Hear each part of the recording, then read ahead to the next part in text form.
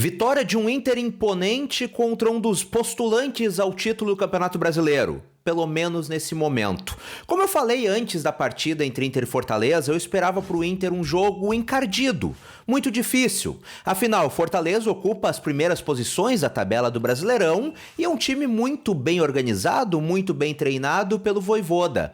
Mas nós vimos hoje um Inter que se impôs. Um Inter que, jogando em sua casa, diante da sua torcida, jogou para cima do Fortaleza. Um Inter que, além de demonstrar muita qualidade, demonstrou muita imposição em cima de seu adversário. E isso em diversos momentos, com diversas características durante o jogo. Nós vimos um Inter que buscou sempre atacar de maneira muito incisiva, com muitos jogadores aparecendo em volta da área e dentro da área, e também quando marcou, marcava já em cima, já buscando recuperar a bola no campo de ataque, sem dar espaço para o Fortaleza respirar. O Inter, que claramente nos primeiros 30, 35 minutos do primeiro tempo, dominou completamente a partida. Depois o Fortaleza acabou conseguindo jogar um pouco mais, acabou achando um gol naquela saída do Antony meio ruim, que claramente foi uma falha, mas que ele também acabou se atrapalhando com o Fernando, coisas do futebol, acontece também, não dá pra gente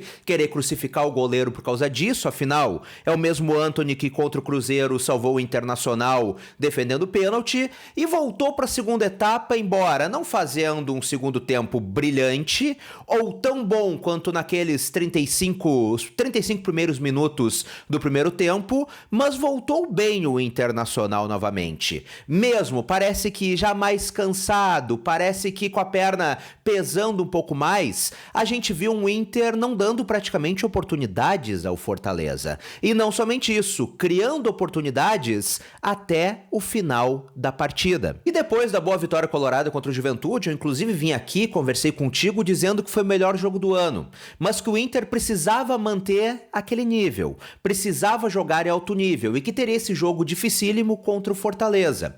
E hoje o Inter jogou novamente em alto nível. Então, se havia uma insegurança de aquele jogo contra o Juventude ter sido um ponto fora da curva, eu acho que essa insegurança foi deixada de lado hoje. O Inter jogou bem novamente. O Inter de Roger Machado é um time compacto e muito bem organizado. Dificilmente a gente vê algum jogador pegando uma bola e não tendo pelo menos duas opções boas para passe. Então é um time que está muito bem postado dentro de campo. E eu aqui quero destacar o meio-campo do Internacional, que principalmente hoje funcionou muito bem. O meio-campo do Inter ganhou praticamente todas as bolas, todas as disputas ali no meio. A dupla Fernando e Thiago Maia, dois volantes muito experientes, multicampeões e que conhecem muito bem os atalhos do campo, essa dupla acaba sendo muito consistente, dando pouco espaço para o meio-campo adversário tentar criar alguma coisa.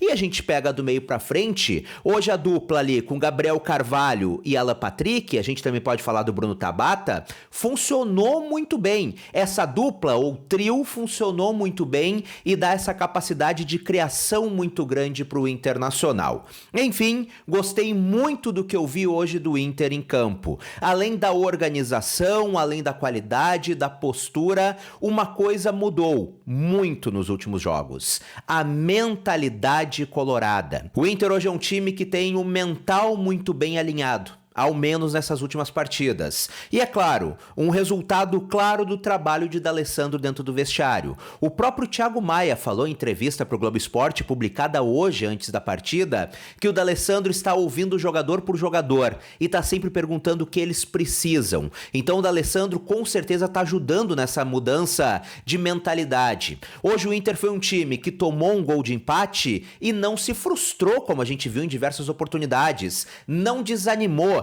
não ficou prostrado, pelo contrário, foi para cima do adversário e acabou no segundo tempo buscando a virada e buscando a vitória. E eu também quero destacar uma outra coisa muito importante, que vem também do técnico Roger Machado: as oportunidades que antes não eram dadas pelo treinador Eduardo Cudê. Eu vou falar novamente: Bernabei, com participação muito importante no primeiro gol do Internacional e muito presente no campo ofensivo.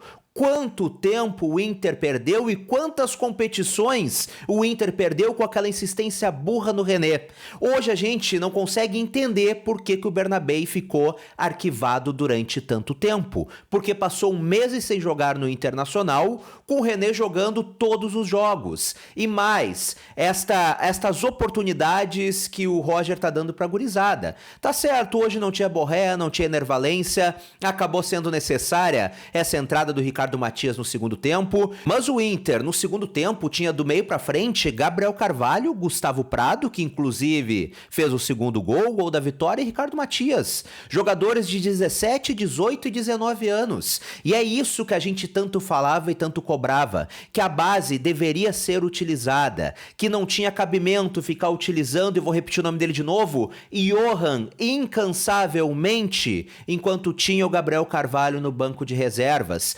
Quantas vezes eu vim aqui e falei contigo, torcedor colorado, por que o Gustavo Prado ganhava tão pouca rodagem? Por que quase não jogava? Hoje, contra um dos líderes do campeonato, um time que briga na parte de cima da tabela, que o Roger poderia talvez optar pelos medalhões ou manter os medalhões mais tempo em campo, ele acabou no segundo tempo colocando uma gurizada do meio pra frente e deu certo. Tanto que, repito, o segundo gol, o gol da vitória, veio de um guri. Então o treinador que, primeiro, está promovendo mudanças no Inter que todo mundo via, somente o antigo treinador parece que não via. E tá valorizando a base colorada, acabando com aquele mito de que o Inter não revela mais bons jogadores, que a base é ruim, como eu já vi alguns colorados dizer aqui nos comentários, tem que fechar a base do Inter. Não era bem assim.